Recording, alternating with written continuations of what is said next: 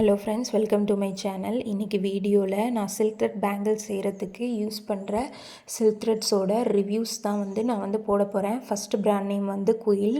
இந்த பிராண்டில் இருக்கிற சில்க் த்ரெட்ஸில் என்ன ப்ளஸ் பாயிண்ட்டு அப்படின்னு கேட்டிங்கன்னா, எல்லா சில்க் த்ரெட்டுமே நல்ல ஷைனிங்காக இருக்குது. எல்லாத்தையும் விட நல்ல ஷைனிங்காக இருக்குது. இதோட ட்ராபேக் என்ன அப்படின்னா, இது அறுந்து போயிடுது.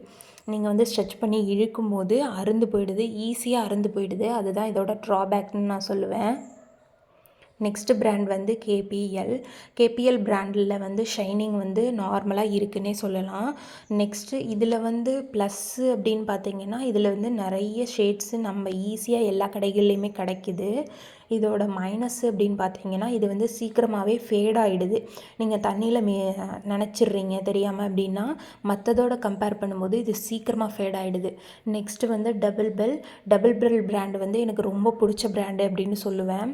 என்னோடய ஃபேவரட் லிஸ்ட்டில் டபுள் பெல் கண்டிப்பாக ஃபஸ்ட்டில் இருக்குன்னே நான் சொல்லுவேன்.